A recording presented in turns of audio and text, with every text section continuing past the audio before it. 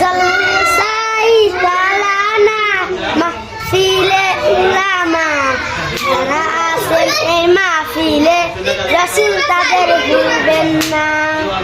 এই মাহফিলে যারা আছেন ঝুমে ঝুমে সবাই বসেন, সবাই মিলে করবেন দুয়া, এটাই আমার কামনা। জলসাই